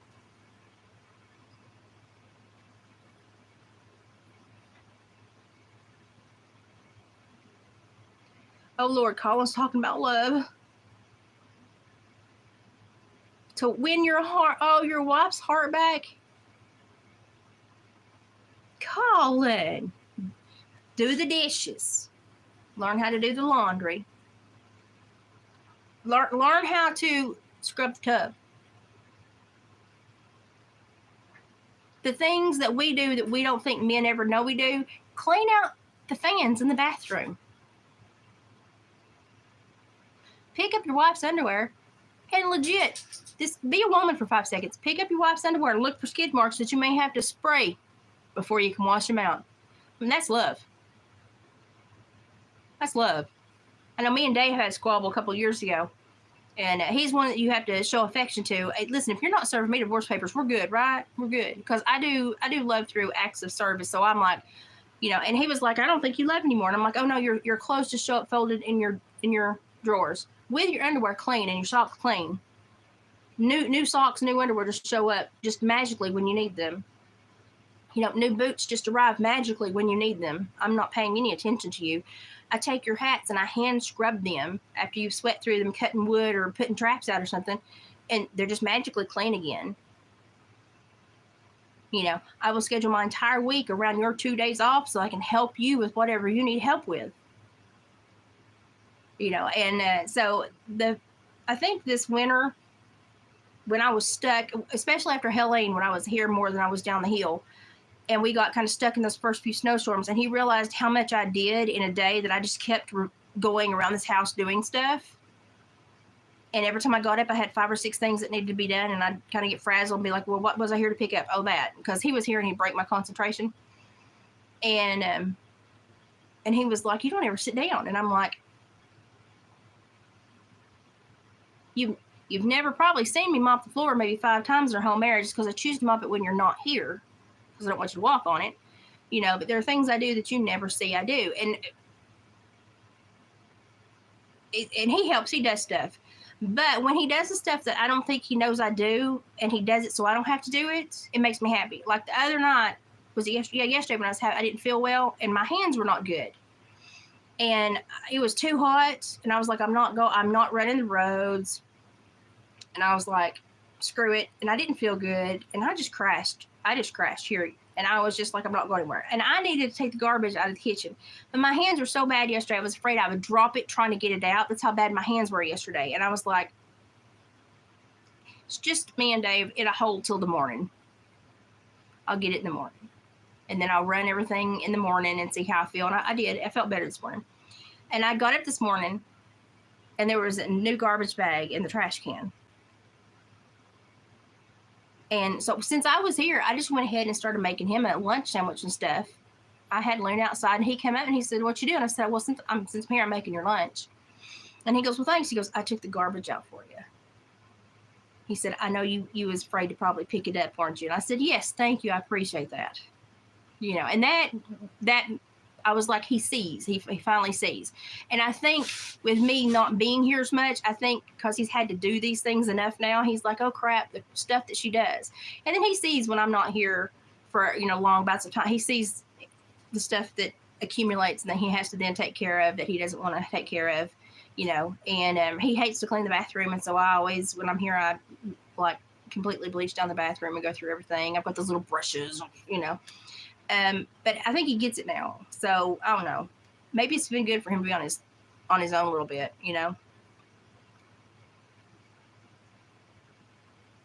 Yeah, up all night feeding the fire. I let him sleep because he's, if I'm here, you go ahead and sleep. I'm the person that can rest and cat nap, And when you get home from work and you want to sit and watch TV or sit and call your mom and dad and do your social media stuff, I'll catch a nap while you do that, and you can watch the fire. And now I had a flare at one point, and he had already scheduled out a couple of days, and he just got used to getting up and leaving and being gone, leaving at 6, coming in at 3. And then he'd think I could catnap from 4 to 6, get back and be up all night. And I had done that like 5 days in a row. And I said, I'm not sleeping enough. I'm going to have to sleep. I'm fixing to short out. I feel a flare. And I just basically, my body went, and he had to do 2.5 days of the fire. And it was during one of those really cold snaps. And he was frazzled. And I said, okay, now do that 2 or 3 times that long. And not because somebody's sick in the room next door and they actually need the help, just because somebody just got up and walked out the house and forgot anybody else was here to need help. And I think that stuck with him. I think it hit him pretty hard. So he's done much better. And I got on to him for spending all his time away from the house. When I got really sick, he would leave. It was like he needed to keep his mind busy. And I got on to him for letting parts of the house get run down when we used to do, our upkeep every year was in like a routine. And he got to where he wasn't doing it. And I got on to him. And I said, it's not because you don't want to do it, it's because you don't want to be home. Because if you're home, you have to deal with this. You have to think about this. And you have to see what I can't do any longer. And I said, but it still needs to be done. And so the last 2 years he's done, this year he's been on the house, on the yard, everything. Spraying fence rows. He's been on it. And last year he did much better too. And I think, and we finally talked about, he just, when I was doing really, really bad, and then last year, before we figured out it was my thyroid, I've been really sick for about 8 months before that. He really thought my disorder was amping up, and that I was about at the end of the road.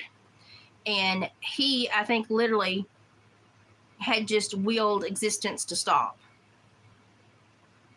and just did not care about anything. He just kind of shut down because he couldn't care, because then he cared too much. So he just retracted and retreated and was done. And so he's doing much better now. But I had to kind of jostle him awake from that. And I don't know if you know how sick I was last year too, but I was everything that I do that I have that's specifically paid for me to use, like my editing software and stuff like that, I was only doing it on a month-by-month basis. I would go ahead and do my month payment, and then I would cancel it just in case I wasn't there next month to cancel it. I didn't want David to have to find all this and try to cancel it. So I was only paying for stuff a month at a time through all my sickness last year, because I just didn't know how it was going to go. That's how bad I felt most of the year, and that's how scared I was when they found all those things on my thyroid. So, and he didn't know I was doing that until probably last winter. And he was like, do you have a book anywhere of what I need to know? And I said, everything I do on a monthly basis, and I shut it down in case I'm not here the next month. He goes, how long have you done that? I said, over a year. And he was like, well, that can't be healthy. And I was like, well, it makes me feel better than to left open for somebody to have to contend with that's going to, siphon money that they could use.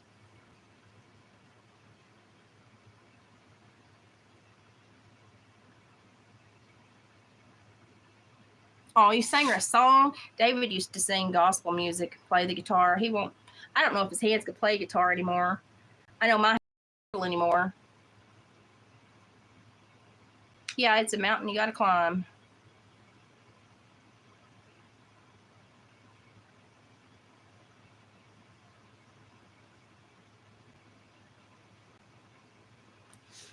But anyway, that's how sick I got. That's how,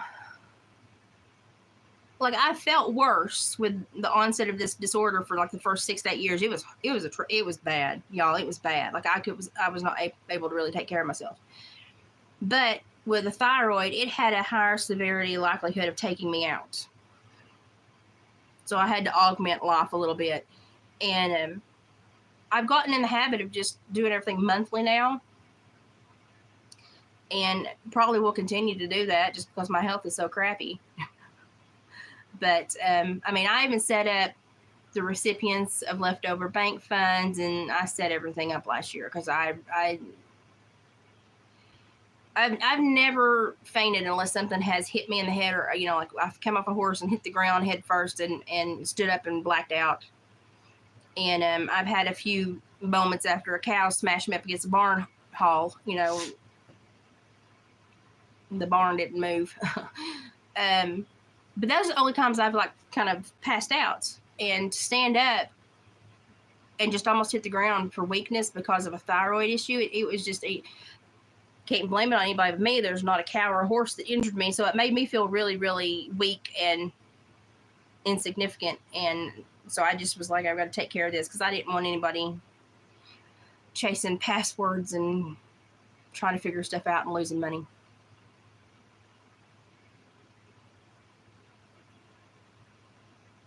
Oh, that'd be pretty with the leaves that time of year, Colin.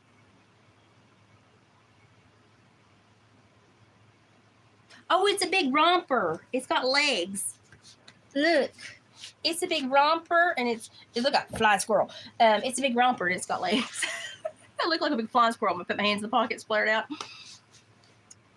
It's very cool and fun and airy, and I don't feel near as hot and icky as I did yesterday. Even though this mousse and I used a body oil for hydration when I got out of the shower and put mousse in my, and that was the wrong move. We're gonna have to undo that. I thought it was cute too. It's got a little elastic thing right here. I like it.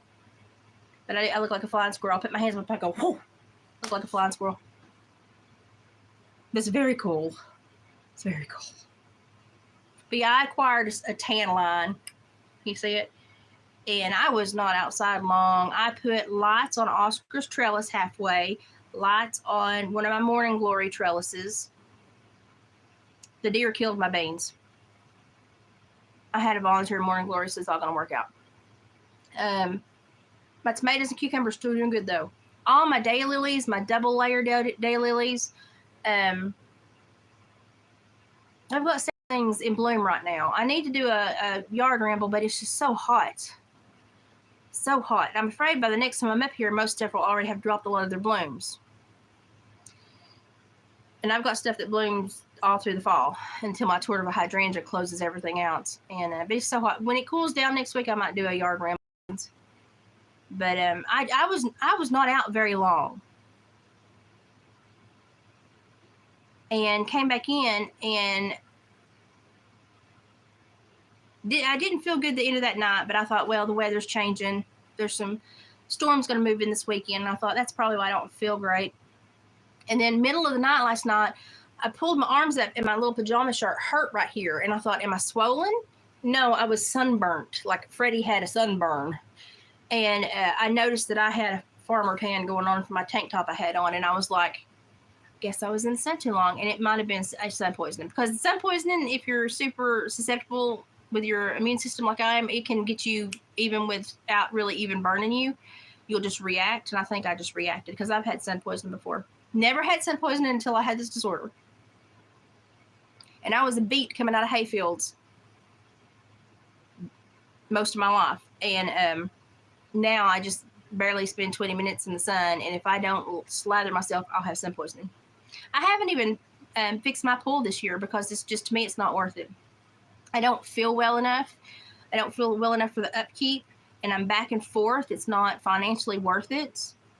So I was like, no, I'm going to get rid of that pool. I'm going to get a shorter one that's easier to get in and out of, that I can just do my exercises in and float in, and get a cover for it and put it back there. And I'm just going to go to a smaller pool that I don't have to climb a giant ladder to get in, and use it for my physical therapy. But I'm going to wait till the winter and buy one that somebody bought this summer and was too lazy to put up, and I can buy in the box for nothing because I'm cheap.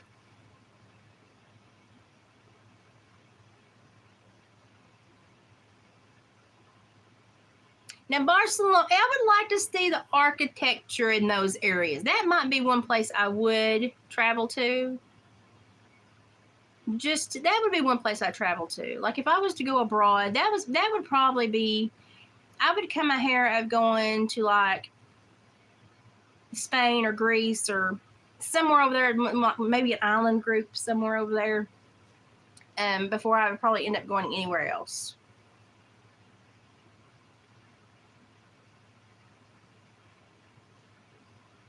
I would go for nature. Like I would go to look at the architecture or nature, or go like we're calling in Scotland to see the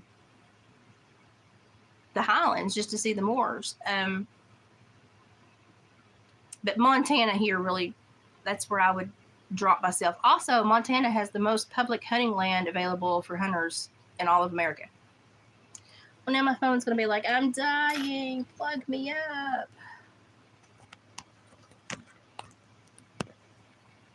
Hey, I plugged it up. Imagine that.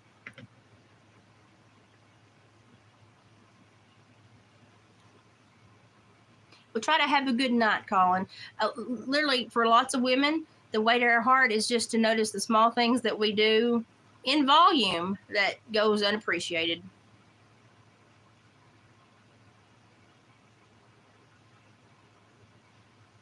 Because we do kind of feel like we're like rapidly orbiting around people that are standing still when you take care of a home, and they just don't see us rapidly orbiting around them doing things.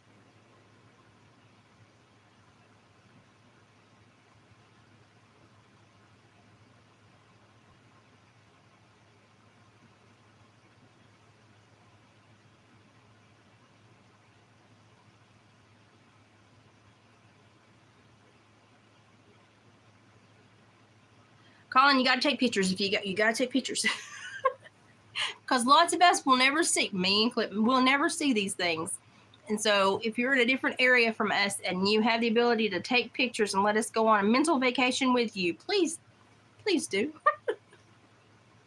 had a friend that took a vacation to the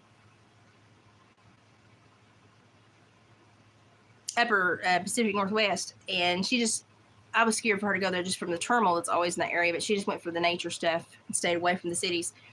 And she did little videos and updates every day, and it was kind of like going on vacation with her. It was very nice. It was very enjoyable.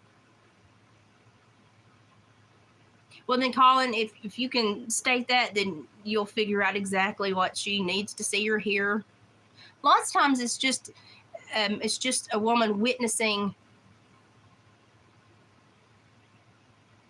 like a recognition of what she's done. So I know that for me, my entire life, when I'm up here, when I'm down the hill, my entire life revolves around mom and dad and what they need, or mom's schedule medically and stuff like that. And when I'm up here, then I just flip switches and go back to what does David need. So if I'm here, I get up and my whole day is wrapped around David. Try to have dinner done, the house clean, so he can come in, sit down, and rest and enjoy himself and defrag from a very hard, hot day at work. And so I try to have all the hubbub done so that when he gets home, the house is a zen place for him to be. So that I'm not trying to sweep under his feet or vacuum, or, I'm just wanting him to chill out and enjoy the nice evening. And I don't think he understood how much I did, and I will plan dinners and have them done by the time he gets home. I've got red beans and rice and kielbasa in the crock pot right now that I've cooked all day, with hamburger meat also in there. And I've cooked it all day so that he'll have a nice dinner to come home to, but I didn't heat the house up cooking. And I think about these things because it's so hot here and he gets so hot at work. And so I plan the whole day around he can come home, and it's going to be a restful, peaceful evening. And I don't think he really understood that, because our whole marriage, we've both been able to go. There's that wasper.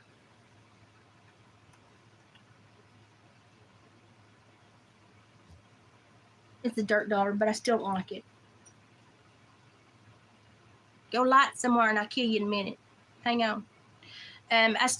He had never, like, when I couldn't get up and go with him anymore, he would still get up and go. And the times that I would take care of the house was when he was here doing something outside, taking care of the yard, or he had to do something work-wise, So he never really saw everything I did. And now that it takes so much more of me, that it's going to get me. Now that it takes so much more of me to take care of just the home, it takes longer for me to do it. So he's caught more glimpse and seen more and seen the struggle. And I think he finally recognized that. So he helps quite a bit. It's going to sting me, and I'm going to have to kill it. Did you see that thing? Whew. Get your butt somewhere, son. Don't you fly at my leg in my dress. We'll have a problem. Where's my fly swat? Oh, he landed on the fly swat. Dad, Bernie. I knocked him senseless, and he still got up. I hate flying bugs. Don't know why the Lord created them. It's going to be one of my questions I get to heaven. What the heck were you thinking, man? That's going to be exactly what I ask him. What the heck were you thinking, man? You don't arm things and put them in the air? I hate them things. I hate them. Horseflies are my number one enemy, because they'll get you killed. You ever turn around trail ride and see a horsefly right before it beats your horse, and then you meet the ground at like 40 miles an hour? That's fun. I hate horseflies. I think I koala'd them, but I don't know where he went. So now I'm going to have to get up my little vacuum and go search for him and suck them up. I hate flying insects with a passion. Okay. So everybody that's watching this has probably already checked out, but if you replay this and make it to the end, bless your heart. That's chapter 3. That's what I've been reading. Chapter 4 is kind of, I was going to combine them, but then there was just so much. I was like, oh, let's not do that again. Let's not have another day where I'm like legit struggling to keep everything squared away in my head. So I thought, no, let's just go ahead and keep them apart so I can better relay the information. Chapter 4 is going to be much of the same, but at least we are getting into the sensitivities and how the relationship of the experimentation is kind of the same and kind of has the same scientists are just buttholes. I'm seeing that maybe society hasn't changed as much as I thought it had. We've probably lost some intelligence just because of our scope of our imagination, and the world we travel is no longer as big. But you know, we've kind of made our bubble into our own algorithm is how we live basically these days. So we don't really have to deal with as much external forces as they did. That's probably where they had us beat. But I'm also seeing that, you know, priorities were still kind of flubber-dubbered back in the day. They still, the one thing I'd say about mankind, its whole existence, is it's failed to keep its poop in a group and do anything constructive. And it's kind of like, this has been a long-term chaotic issue with us. You know, and now, instead of learning to have dealt with the problem, we just learn how to medicate the problem, which has then made the problem even bigger. So imagine in another 100, 200 years what they're going to say about us. I just kind of look at it as like, well, we just went on down the slide. Straight to hell. You know, you read this book and you're like, oh, we're all in the basket to hell. I get it. Okay. That's kind of how I feel. I hate flies. I hate waspers. I hate hornets. Horse flies are my nemesis because they about got me killed several times when I was training young horses. Dragonflies freak certain horses out. I hate flying critters. I hate spiders too, but I can handle them better than flying things because I can no longer flee from the flying things. Not as well as I mean, it's not as graceful. I don't think it ever was graceful, but it's literally not as graceful as it was.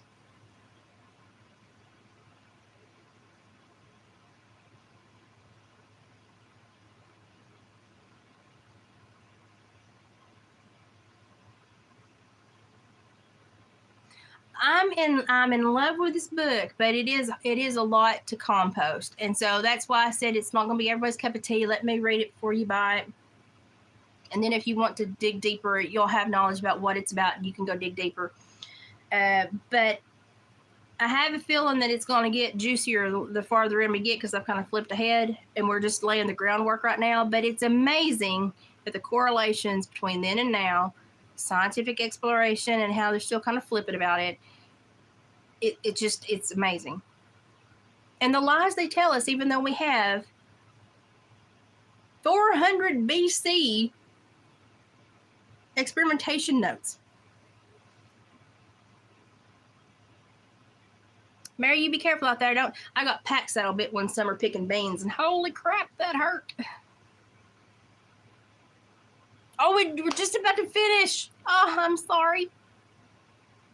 Colin, you take care too. It's good to see you. We're literally just about to finish. And it's chapter 3. We've been blabbing, though. You'll get the first of it. It's chapter 3 and then me blabbing. But let me show you what I'm making. I wanted to make a paint buckskin or something, or a palamine, a spotted palamine or something, you know, kind of that. So I'm freehanding a horse. This is hooves. It's going to be stockings. I'm going to put spots on its belly and on its neck and stuff. This is just its little lower body. And then, where's it? Going after a fly, and I've knocked on my feet everywhere. Here we go. Going after a wasper, dirt dauber, whatever the heck it was. These are going to be its front feet. They're going to go up here when I make the rest of the body. Then its head and mane and tail is going to be these two colors and then black brushed out together. And I think I may put a blaze on its face. It's going to be a horsey snuggler because David, he swears he's going to set up at the stables for the 127 sale. And listen, that's a hot time of year, and I'm fat. I ain't going to do it. But if he wants to do it, he can. And I'll just send stuff with him. So I did that this morning. I did another wind spinner that was like 3 times as long as the yellow one for her birthday. And she wouldn't tell me what she like, if she needed or wanted anything else, so I just started making stuff. And I'm going to send the kids goats with those and diapers. What else? Made that half a possum the other day. Ran out of yarn. I've got it there. I've got my dragon done to almost the end of the tail, and I've got to stuff her, and then I've got to make her wings and feet and horns and all that. So I've just been hiding from the heat and crocheting. That seems to be the winning combo right now. If Sabrina's watching, if she talks, it's under the Synergy tag, and you'll see her popping into Synergy or Synergy. My hair's falling out. Sometimes she talks and sometimes she doesn't. Normally she says hi, though.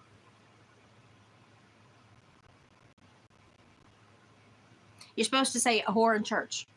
Sweating like a whore in church. I said it was hot as a spoon in a crack house earlier. I thought that was very inventive. Sometimes I come off with these. Sometimes I say stuff and it surprises me where it comes from, and I'm like, I should write it down, and then I don't write it down, and I try to say it again, and it's gone. And I should have written it down. I have really good saying sometimes. Yeah, there you did it. I love those hidden comments. You got it. I never cared for the ocean. I went to the ocean when I was younger, and all I saw was a bunch of people, gritty sand everywhere. All the people let their dogs crap on the beach.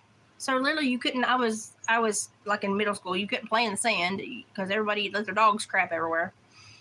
And you could see the shrimp boats sailing off and stuff like that. Was neat. But when you get in the ocean, it was just icky and stunk. And I was like, take me to the lake any day. Heck, take me to the baptism hole.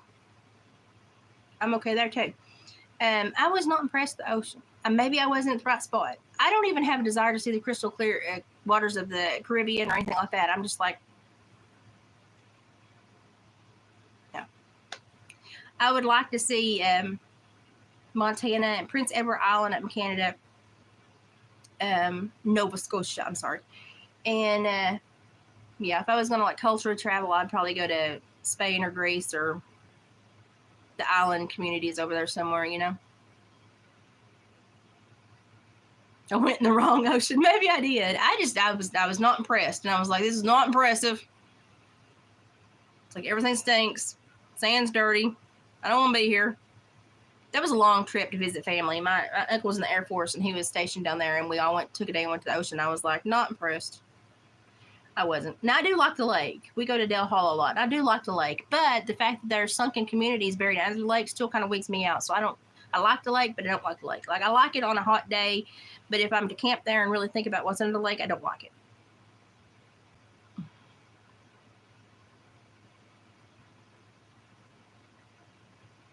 My daughter swears by Vero Beach in Florida, but I've never been there. But oh no, I just wasn't. First impressions was like 2 out of 10. I was like, eh. Yeah, that was when I was young. Gosh, that was 35 years ago, I'd say. Yeah, I like the lake. Ponds, I've had to see a lot of ponds for studies, fish studies, when we were looking at if certain places had the ability to be a waterfowl management area. We had to seine the ponds and count all the fish and put the fish back in. I got over ponds real quick. I do like the lake, but you know, when it gets really low and you can see the community that they buried with water, you're like, that's kind of freaky. I don't know if I want to be here. Like, I go to Willow Grove area a lot on Delhalla, and it's just like, when it gets low, you can see the buildings. And you're like, no, thank you. That's not supposed to be like that. So I don't know. People around here are very leery of water and water management and rerouting, and we've had a lot of our little communities buried in haulers to make lakes for, you know, big reasons that never benefited our area. So we don't like water.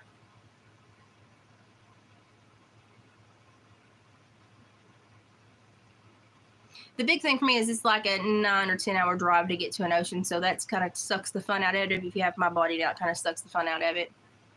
So my favorite place to go, like close enough where I can still manage the trip, it's hard on me, but I can still manage to enjoy it, is when we go and like get a cabin or stay over toward Cades Cove in the Smokies. We like to go stay in Townsend, Tennessee, which is really quiet. Really, it's on the other side of Wares Valley from Pigeon Forge and Gatlinburg. It's just super quiet, laid back, chill, relaxed, some artisan shops, a couple little grocery stores. You're 15 minutes from the cove. We go up in the cove and just spend the day in the cove, have a picnic. YouTube, stop lagging me. Spend the picnic by the creeks that cross the roads there, getting a little shady spot and stick your feet in the water and have a lunch, and go through the old cemeteries. And I like stuff like that. Look for deer, look for bear. any wildlife basically. And it's really good to go about right now through mid-July because all the blackberries are coming in. Bear in Cades Cove will be so numerous because they all come down from the hillsides. They come down from the mountains and they just go through those blackberries. So you have to be super careful if you go to the cove this time of year, but you will see a lot of bear because they all come down to forage. That's why I've not picked blackberries for years, because our bear population has quadrupled, if not more, and you turn a corner and you're right on top of a flipping black bear around here. So I'm not, I mean, I wouldn't care to if, both of us had a sidearm and a gun slung over us to go pick blackberries, but you'd have to be well armed because you're probably going to run into a few black bear. You just don't have to worry about people planting pot, and now you got to worry about blackberries. The things you have to worry about around here. But, well, that's enough of my hillbilly jargon for the day. I'm going to rest and get the house ready so when David comes home, it's going to be quiet. It's supposed to cool down here in a couple days. I did wish my daughter and my mom a happy birthday today. They share a birthday, and it's hot. But as soon as it cools down, me and mom are going to be picking beans in the garden in the mornings. So probably going to get a lot of videos of me and mom picking beans in the next couple weeks. So we're going to go out in the mornings when it's still dewy and damp and pick beans, because I don't like to do it in the evenings, because that's after, after the damp leaves, all the insects crawl on the leaves. I'd rather do it in the dew and come back sticky sweaty as to do it in the evenings and run across a pack saddle or anything else, because I've been stung so many times in the garden. It's always where I get stung. So we'll be picking beans and doing some stuff, and but this week has been terribly unseasonably warm here, and it causes problems because people around here are not used to this. So we've been super careful this week. And I hope everybody has been, because it's been really hot. All the rain seems to have stuck between Crossville and Knoxville, and the higher elevations are not really getting any because it can't raise to get up on top of the mountain. So we're just staying dry and miserable up here. But there's supposed to be rain moving in this weekend and then it cooling back down. So probably garden work next week with mom. That's why I hope my health holds out. Got to get the beans in. And then after that, the corn will be coming in. Tomatoes kind of flit through the rest of the year. They have to be put up. But the beans and corn are what takes the most muscle to get in and get done. So I'm going to take my little stool and pick beans and just scoop my stool and pick beans. I may take my wagon. But that's what I'm going to do. We're going to pick beans. I can't stand and bend over like I did when I was young. But we'll be picking beans, and then we'll be putting corn up. It's going to be a lot of garden work for the next couple months. So, and we've got health stuff starting back up the end of next month. So we've got a window that we've got to get a lot of stuff done in. So keep reading prayers. Everything's working out. Everything seems to be minor, that they're going to be able to take care of pretty easily. But it still is just uncomfortable to have to deal with it all. And she's not enjoying it all. She's like, I'm falling apart. And I'm like, no, you're not, Mom. It's just maintenance. It's just maintenance. But I mean, my parents, I see other people their age that look like they're 90, and my parents still reflect as very young. They still act very young. My dad's eternally 45. You can't tell me otherwise. So my parents do not profile like most people their age. They act and appear much younger. And had mom not had that thing that tore her hip socket, she would still be probably going like she used to. So that was kind of what caught her later in life, was that hip injury. But I see other people and I'm like, oh, how old are they? 84, 85? No. And they'll be younger than my parents. And I'm like, what? So my parents have, been very healthy. Dad's got a flap in his heart that didn't form all the way, but they didn't find it till he was way old.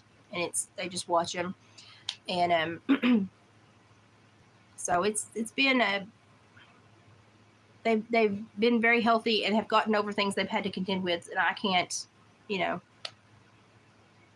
I'm not experiencing that, but I'm glad they did. So, but I had another older friend have a birthday, and I was like, I thought they were like 86 or 87, and they were like 2 years younger than my mom. And I was like, oh, like I thought, like church person, I thought they were way older. And, so a lot of it is perspective. belief system, how you handle yourself, and you keep that little spark alive, and stay curious about the world around you. Read these books that make us all go, what the crap? And just kind of try to find things to enjoy along the way. That's all you can do. Because Lord knows the powers that be are going to try to take ever happiness. They're going to siphon it out of here, if at all possible, and then try to sell it back to us. So find what you can all you get, and then sit on the can, because you're going to have to keep it. And that's how you have a happy life. I'm going to shut up now. The chapter 3 and life update and a lot of psychobabble from a hillbilly. I hope you enjoyed it. We'll see when I finish up. I'm almost done with chapter 4, but I'm going to read into chapter 5 and see if it's going to be another composite, because I've noticed that some of the chapters are super long, some are super short, but that doesn't necessarily mean how much information they have. So this book I try to read a little ahead to see if I need to do 2 chapters in one, if it's going to be easier. So let me get a few more pages in and see if I need to drag it on out. And if not, we'll come back and do another chapter tomorrow, the next day, if my health stays good. And then next week we may have to do it every few days, because I will be in the garden with Mom. But that's okay. We're still learning. We're still going forward. We've got a lot of pages to go, guys, and we've already had some really big aha moments. So I can only imagine what the future holds. Okay, I'm going to shut up. Y'all have a great day. Watch the weather. Check on people. It's hot out there. And be good. Treat people nice. Have a talk to the Lord before you go to sleep. And try to find something to enjoy every day. That's all we get in this world. Might as well make the most of it, right? That's right. Okay, I'm going to let Luna out. She's mad at me. Bye, guys.